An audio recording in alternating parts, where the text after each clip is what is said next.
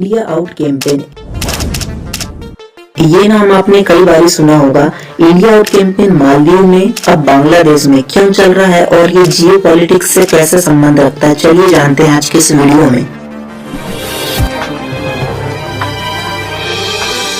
एक चीज तो आप जानते ही होंगे कि बांग्लादेश भारत का ही एक हिस्सा है जो पाकिस्तान और बांग्लादेश दो भागों में विभाजित हुआ। चलिए थोड़ा शॉर्ट में जान लेते हैं बांग्लादेश के जन्म की कहानी।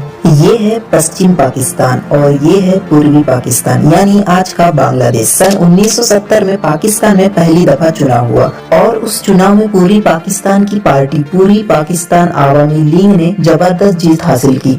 313 सीटों वाली पाकिस्तानी संसद में पूर्वी पाकिस्तानी पार्टी के पास सरकार बनाने के लिए भारी बहुमत था, लेकिन पश्चिम पाकिस्तान में बैठे लीडरों को ये रास न आया कि पूर्वी पाकिस्तान की पार्टी पूरे पाकिस्तान पर शासन करेगी। उस समय पूर्वी पाकिस्तानी पार्टी के लीडर मुजीबुर रहमान सड़कों में उतरकर आंदोलन करने लगे।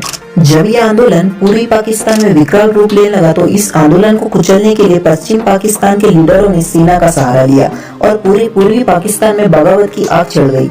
इस आंदोलन ने पूर्वी पाकिस्तानी लोगों के दिमाग में ऐसा प्रभाव डाला कि वे अपने अलग देश की मांग करने लगे। फिर पाकिस्तानी सेना ने आंदोलन को कुचलने और दबाने के लिए अत्याचार और क्रूरता का सहारा लिया। फिर पूर्वी पाकिस्तान में हत्या होने लगी, रेप होने लगे और उनकी पार्टी के बड़े नेता को मुजीबुर रहमान को गिरफ्तार कर लिया गया और उनकी पार्टी के बड़े बड़े नेता अपनी जान बचाकर भारत आ गए और कईयों को मार डाला गया। उस समय यानी 1971 को पूर्वी पाकिस्तान के लगभग 1 करोड़ से ज्यादा लोग भागकर भारत आ गए थे। ये 1 करोड़ बहुत बड़ा नंबर है और यहाँ से शुरू होती है भारत की एंट्री और भारत सरकार पूरे पाकिस्तान की मुक्ति वाहिनी सेना की मदद करने का फैसला लेती है। इसके साथ ही 1971 के भारत पाक युद्ध की शुरुआत हो गई। 16 दिसंबर 1971 के दिन फाइनली पाकिस्तान सेना आत्मसमर्पण कर देती है भारतीय सेना के सामने। बांग्लादेश के जन्म के साथ ही युद्ध की समाप्ति होती है। ये कहानी अपने आप में बहुत बड़ी है। इस टॉपिक पर डिटेल वीडियो बहुत जल्द आने वाली है।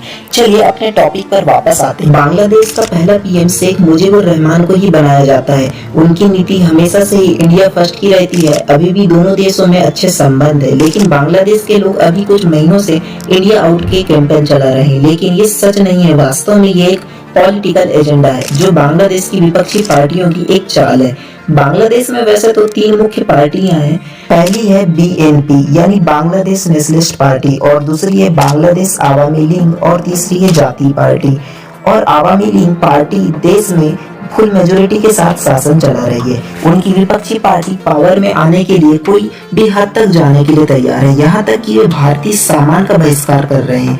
बांग्लादेश में हिंदू विरोधी माहौल हो रहा है। सोशल मीडिया के जरिए देश की जनता को भारत के प्रति भड़काया जा रहा है। इसी बीच शेख हसीना ने भारत से बड़ी मात्रा में प्याज निर्यात करने का फैसला किया है। चलिए अब जानते हैं इंडिया आउट कैंपेन चालू कैसे हुआ। बांग्लादेश के आम चुनाव में शेख हसीना की आवामी लीग ने एक तरफा जीत हासिल की, जिससे विपक्ष ने इस चुनाव को बायकॉट किया और आरोप लगाया कि वे भारत के दखल से चुनाव जीतती आ रही हैं और बांग्लादेश में भारत विरोधी माहौल बनाया जा रहा है। इसका असर भी बांग्लादेश वासियों पर पड़ा जब 19 नवंबर 2023 को हुए क्रिकेट वर्ल्ड कप में ऑस्ट्रेलिया से भारत को हार का सामना करना पड़ा। तो भारत की हार को बांग्लादेश में किसी उत्सव की तरह मनाया गया।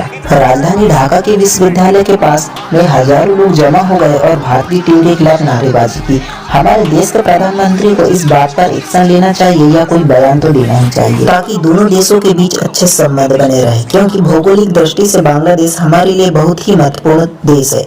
मिलते हैं और एक शानदार वीडियो में, तब तक के लिए धन्यवाद।